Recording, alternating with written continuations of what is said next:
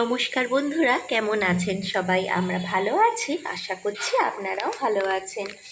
রন্ধনে শাশুড়ি বৌমার বন্ধন পরিবারে আপনাদের আরও একবার স্বাগত জানাই। আজকে চলে এসেছি একটি শীতকালীন শাকের রেসিপি নিয়ে। এটা আমরা নিয়ে নিয়েছি মেথি শাক। আপনারা কম বেশি হয়তো সবাই মেথির শাক খাবেন, শীতকালে খেয়ে থাকবেন। কে কেমনভাবে খান সেটা অবশ্যই আমাকে কমেন্ট করে জানাবেন। আর আমরা যেভাবে বানাই সেটাই আপনাদের সাথে একটু শেয়ার করব আজকে।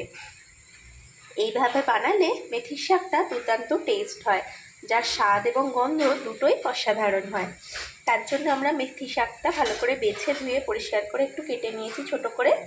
আর এদিকে নিয়ে নিয়েছি বেশ কিছুটা বেগুন, ভালো করে ধুয়ে ডুমো ডুমো করে কেটে লবণ হলুদ মাখিয়ে। এবার কড়াইয়ে একটু সর্ষের তেল দিয়ে ভালো করে সেটা গরম করে নিয়েছি।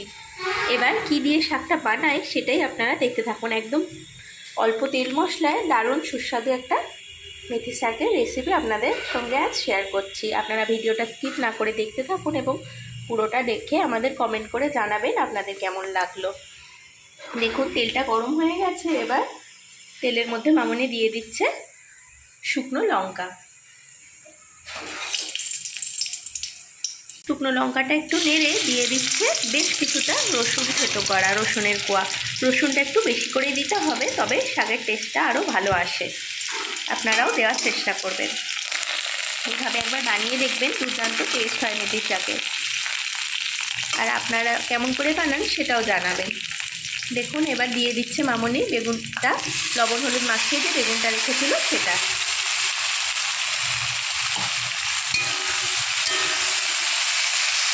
এবার বেগুনটা রসুনের সাথে ভালো করে নাড়াচাড়া করে একটু হালকা ভেজে নেবে।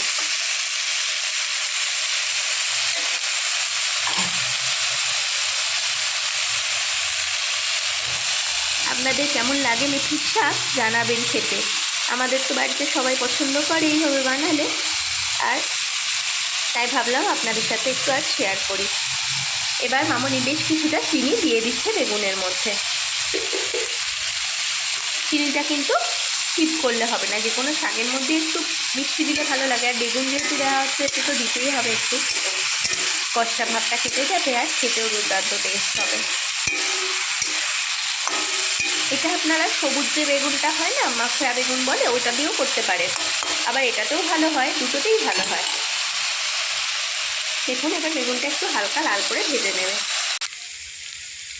এই দেখুন বন্ধুরা, বেগুনটা হালকা লাল করে ভাজা হয়ে গেছে। এবার মামনি দিয়ে দিচ্ছে উপর থেকে ধুয়ে রাখা শাকটা, মেথি। এইভাবে একবার মেথির শাক বানিয়ে দেখবেন, সত্যি খুব টেস্ট হয়। যেমন মেথির একটা ভালো গন্ধ বেরোয়, তেমন খেতেও খুব সুস্বাদু হয়। এবার শাকটা দেওয়ার পরে মামনি উপর থেকে দিয়ে দিচ্ছে সামান্য একটু হলুদ গুঁড়ো, আর দিয়ে দিচ্ছে সামান্য একটু জিরে গুঁড়ো। ব্যাস, আর কোনো মশলা তেমন লাগবে না। এবার লাগবে সামান্য আর একটু লবণ। বেগুনে যেহেতু দেওয়া আছে, শাকের লবণটা আপনারা বুঝে দেবেন।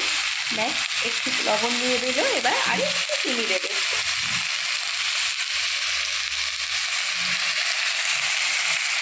আপনারা কিন্তু অবশ্যই, যদি এইভাবে না বানান কখনো, একবার অবশ্যই ট্রাই করবেন আর আমাদের কমেন্ট করে জানাবেন কেমন লাগলো। আর একটু মিষ্টি দিয়ে দিল মামনি। এবার ভালোভাবে বেগুন আর শাকটা মশলাগুলোর সাথে মিশিয়ে নিচ্ছে।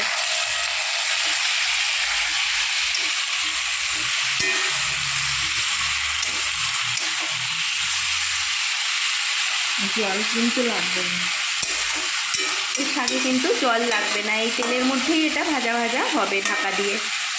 মামনি দিয়ে দিল। মশলাগুলো ভালো করে নেড়ে এবার ঢাকা দিয়ে মিনিট 2-3 হতে দেবে। এই দেখুন বন্ধুরা, মিনিট 2 পরে মামনি এবার ঢাকাটা খুলে নিচ্ছে শাকে। দেখুন কত সুন্দরভাবে শাকটা বেগুনের সাথে মিশে গেছে আর ভাজা ভাজাও হয়ে এসেছে। এই পর্যায়ে আপনারা একবার টেস্ট করে দেখে নেবেন সব ঠিকঠাক আছে কি না। এইভাবে বানালে কিন্তু দুর্দান্ত টেস্ট হয়, গরম ভাতের সাথে আর কিছুই লাগবে না এটা থাকলে। দেখুন শাকটা প্রায় হয়েই গেছে আমাদের। মামনি এবার পরিবেশন করে দেবে। আপনারা দেখতে থাকুন, পরিবেশন করে নিয়ে আবার দেখাচ্ছি। এই দেখুন বন্ধুরা, দারুণ টেস্টি রসুন ফোড়ন দিয়ে বেগুন দিয়ে মেথির শাকটা আমাদের রেডি হয়ে গেছে। মামনি পরিবেশন করে দিয়েছে, দেখুন তো কেমন হয়েছে। ওইভাবে শাকটা করলে দুর্দান্ত সেন্ট হয় আর খেতেও খুব ভালো লাগে। আপনারা যারা মেথির শাক পছন্দ করেন একবার এইভাবে বানিয়ে দেখতে পারেন, আর যারা করেন না তাদেরও একবার দিতে পারেন বানিয়ে। এইভাবে করলে আশা করছি ভালো লাগবে।